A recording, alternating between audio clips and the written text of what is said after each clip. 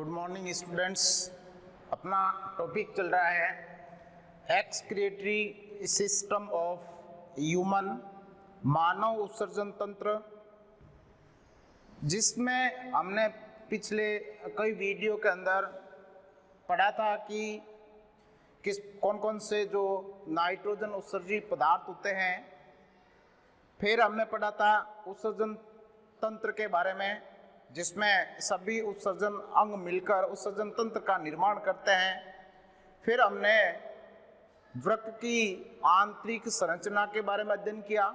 उसके बाद में हमने जो उत्सर्जन तंत्र की इकाई होती है जिसको हम नेफ्रॉन कहते हैं, तो नेफ्रॉन की संरचना के बारे में हमने अध्ययन किया कि नेफ्रॉन क्या है, कौन कौन से भाग पाए जाते हैं, ये सारे हमने पढ़ लिए हैं।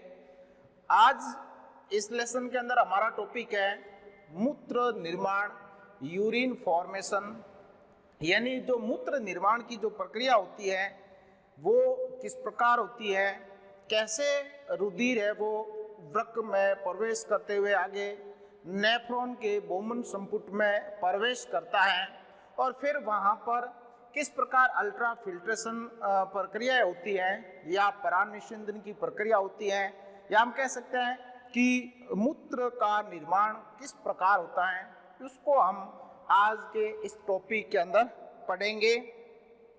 तो मूत्र निर्माण की जो प्रक्रिया होती है, यूरिन फॉर्मेशन है, इसको हम 3 भागों के अंदर विभाजित करते हैं, जिसमें पहला है परानिस्यंदन, अल्ट्रा फिल्ट्रेशन, फिर वर्णात्मक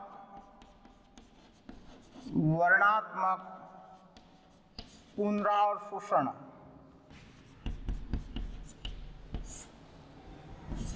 सेलेक्टिव रीएब्जॉर्प्शन, और तीसरा इसमें हम पढ़ेंगे स्त्रावण सिक्रेशन।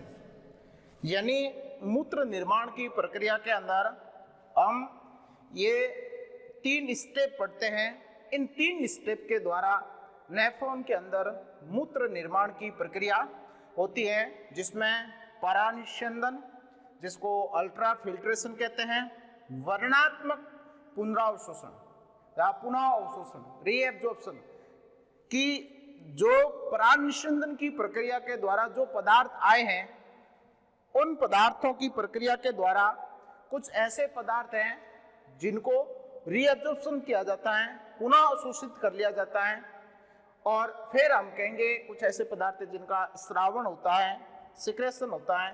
तो इन 3 स्टेप के द्वारा हम मूत्र निर्माण की प्रक्रिया को समझते हैं, जिसमें पहली जो है हमारी वो है परानिस्यंदन की प्रक्रिया, अल्ट्रा फिल्ट्रेशन। अब परानिस्यंदन की प्रक्रिया जो है वो कहाँ संपन्न होती है? मेलपिगी कोश,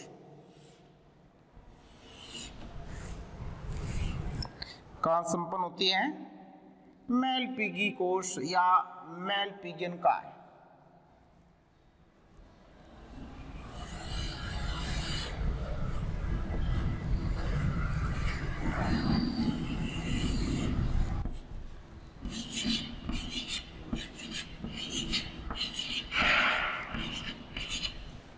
देखिए, हमें पता है ये क्या है, अभिवाही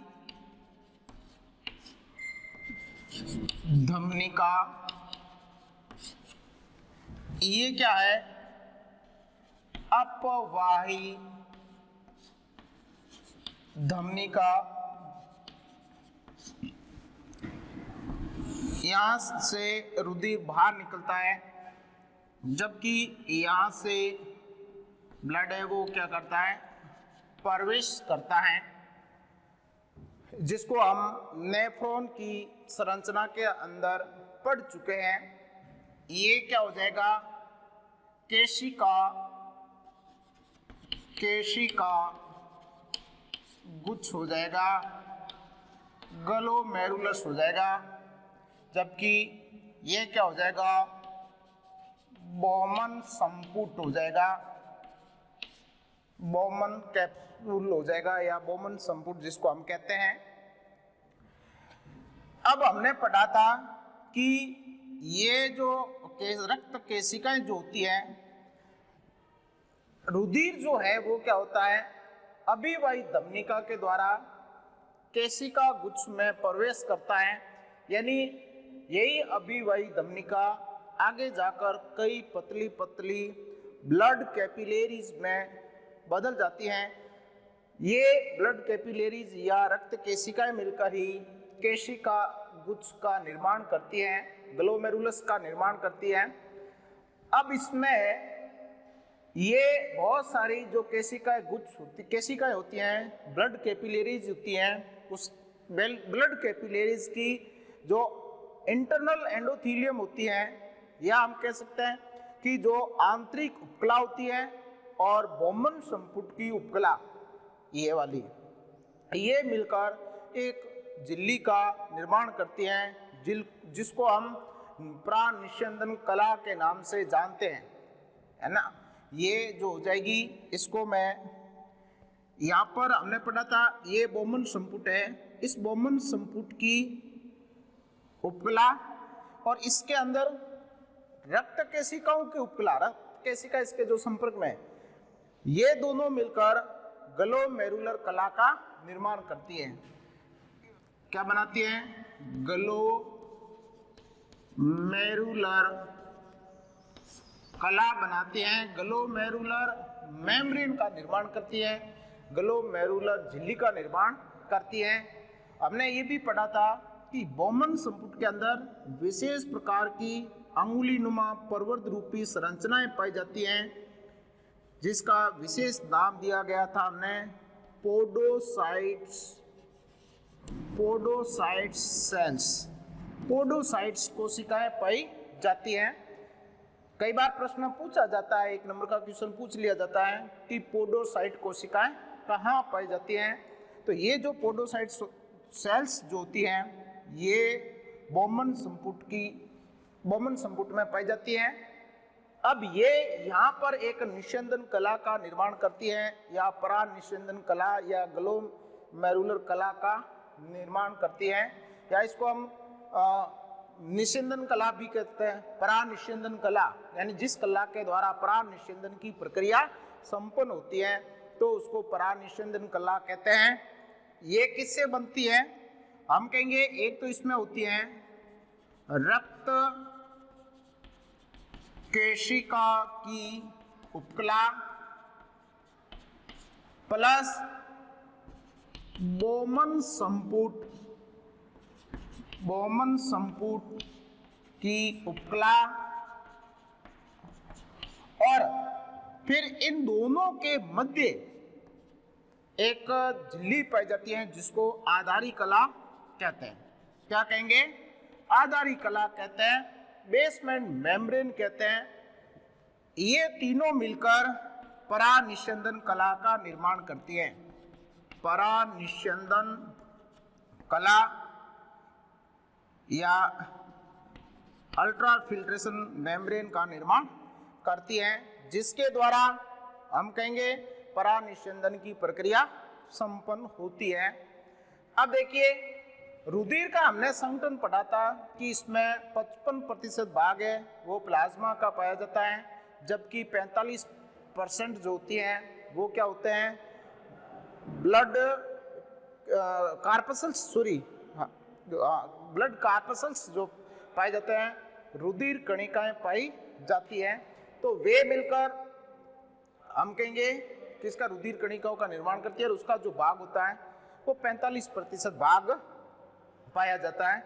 अब क्या होता है कि अभिवाही धमनिका जो होती है, इस अभिवाही धमनिका का जो व्यास होता है या अधिक होता है, इसका व्यास अधिक होता है, जबकि अपवाही धमनिका का जो व्यास होता है वो कम होता है, जिसके कारण हम कहेंगे एक समय में जितना रुधिर आता है, एक समय के अंदर, इकाई समय के अंदर जितना रुधिर यहाँ प्रवेश करता है उतनी मात्रा में यह रुधिर आगे निकल नहीं पाता है या आगे बाहर नहीं जा पाता है, जिसके कारण यहाँ पर एक दाब उत्पन्न होता है।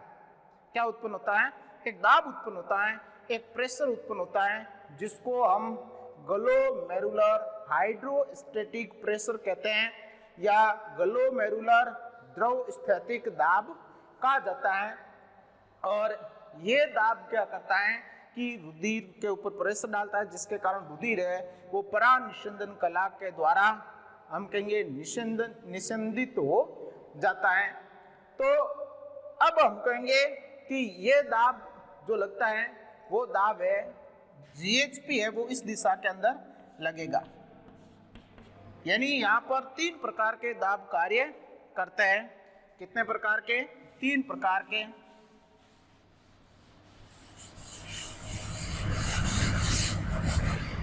पहला है ग्लोमेरुलर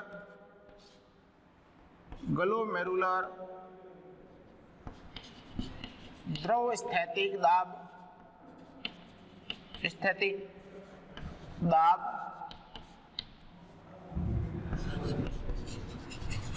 ग्लोमेरुलर हाइड्रोस्टैटिक प्रेशर। इसका जो मान होता है, इसको शॉर्ट में हम क्या लिखते हैं?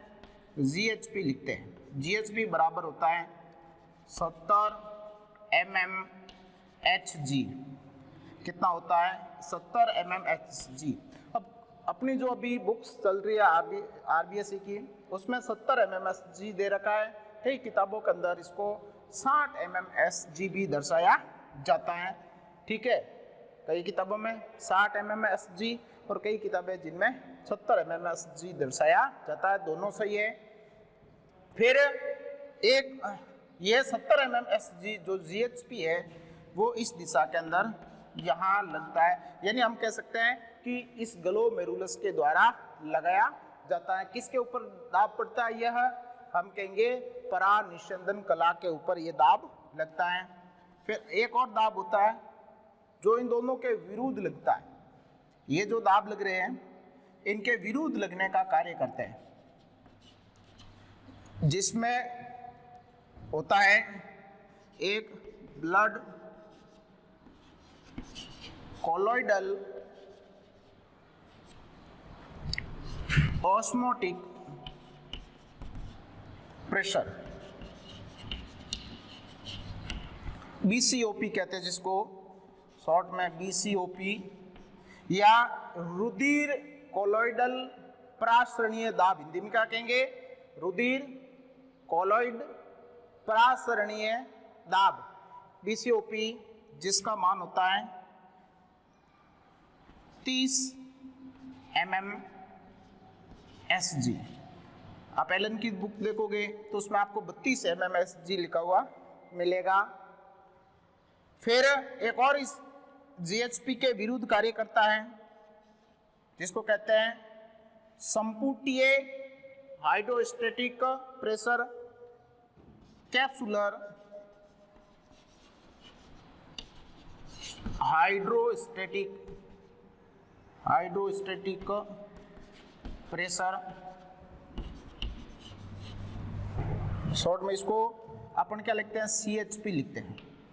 CHP का मान होता है 20 mmHg। ये 30, ये 20 और ये 70। एलन की बुक के अंदर आपको मिल सकता है या कई गाइड्स के अंदर इसको 18 mmHg भी दर्शाया जाता है।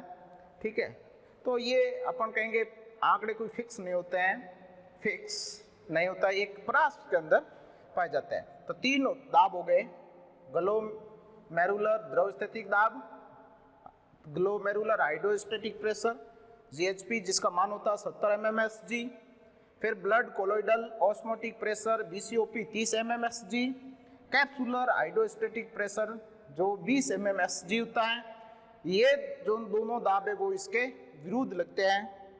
तो अपन कह सकते हैं कि जो नेट इफेक्टिव जो अपना होगा, एक जिसको अपन क्या कहेंगे लास्ट में जो लगता है वो नेट इफेक्टिव